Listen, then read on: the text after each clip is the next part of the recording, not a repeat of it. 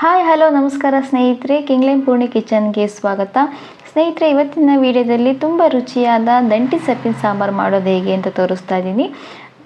ಮೊದಲಿಗೆ ಅದಕ್ಕೆ ಬೇಕಾಗುವ ಸಾಮಗ್ರಿಗಳು: ದಂಟಿನ ಸೊಪ್ಪು 2 ಕಟ್ಟು, ತೊಗರಿಬೇಳೆ ಅರ್ಧ ಕಪ್ಪು, ಟೊಮೊಟೊ 2, ಈರುಳ್ಳಿ 1, ಹುಣಸೆಹಣ್ಣು ಸಣ್ಣ ನಿಂಬೆ ಗಾತ್ರ, ಸಾಂಬಾರು ಪುಡಿ 2 ಸ್ಪೂನು, ಖಾರ ಪುಡಿ 1 ಚಮಚ, ಕಾಯಿ ತುರಿ 1 ಚಮಚ, ಜೀರಿಗೆ 1 ಚಮಚ, ಅರಿಶಿನ 1/4 ಚಮಚ, ಉಪ್ಪು ರುಚಿಗೆ ತಕ್ಕಷ್ಟು, ಎಣ್ಣೆ 2 ಸ್ಪೂನು, ಸಾಸಿವೆ, ಕರಿಬೇವು, ಒಣಮೆಣಸಿನ್ಕಾಯಿ ಒಗ್ಗರಣೆಗೆ. ಹೇಗೆ ಮಾಡೋದು ನೋಡೋಣ ಬನ್ನಿ. ಮೊದಲು ಕುಕ್ಕರ್ಗೆ ನಾನು ತೊಗರಿಬೇಳೆನ ಸೇರಿಸ್ಕೊತಾ ಇದ್ದೀನಿ. ಹಾಗೆ 1/4 ಟೀ ಸ್ಪೂನಷ್ಟು ಅರಿಶಿನ, 1 ಚಮಚದಷ್ಟು ಹರಳುಪ್ಪು, ಸ್ವಲ್ಪ ಎಣ್ಣೆನ ಹಾಕಿ ಎಲ್ಲ ಕೂಡ ಮಿಕ್ಸ್ ಮಾಡಿ ಇದಕ್ಕೆ 2 ಲೋಟದಷ್ಟು ನಾನು ನೀರನ್ನು ಸೇರಿಸ್ತಾ ಇದ್ದೀನಿ.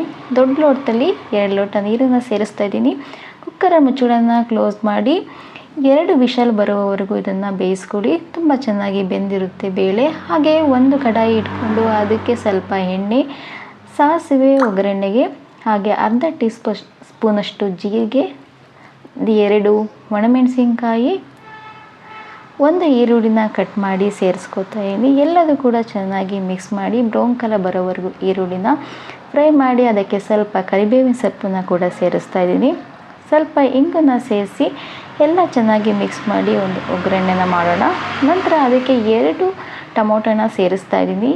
ಚಿಕ್ಕದಾಗಿ ಕಟ್ ಮಾಡಿರೋವಂಥ ಟೊಮೊಟೊನ ಸೇರಿಸಿ ಸ್ವಲ್ಪ ಬೆಣ್ಣೆಯನ್ನು ಸೇರಿಸ್ಕೊಂಡು ಚೆನ್ನಾಗಿ ಒಂದು ಮಿಕ್ಸ್ ಮಾಡೋಣ ಗೈಸ್.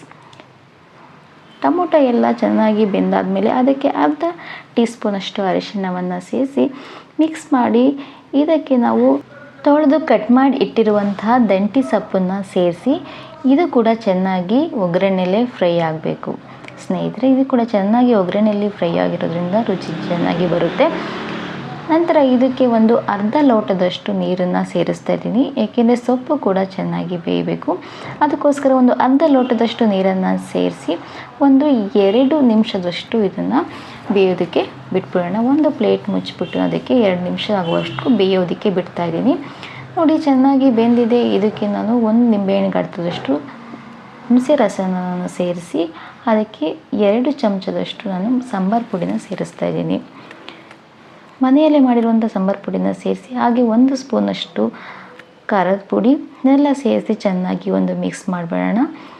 ಚೆನ್ನಾಗಿ ಮಿಕ್ಸ್ ಮಾಡೋದ್ರಿಂದ ಇದೆಲ್ಲ ಹಸಿ ವಾಸನೆ ಹೋಗೋದಕ್ಕೋಸ್ಕರ ಮಿಕ್ಸ್ ಮಾಡಿ ಇದು ಕೂಡ 1-2 ನಿಮಿಷ ಕುದಿಯೋದಕ್ಕೆ ಬಿಟ್ಟು ನಂತರ ಮ್ಯಾಶ್ ಮಾಡಿ ಇಟ್ಕೊಂಡಿರುವಂಥ ತೊಗರಿಬೇಳೆನ ಇದಕ್ಕೆ ಸೇರಿಸ್ತಾ ಇದ್ದೀನಿ. ಸೇರಿಸಿ ಎಲ್ಲದೂ ಕೂಡ ಚೆನ್ನಾಗಿ ಮಿಕ್ಸ್ ಮಾಡಿ 5 ನಿಮಿಷ ಕುದಿಯೋದಕ್ಕೆ ಬಿಡ್ತಾಯಿದ್ದೀನಿ.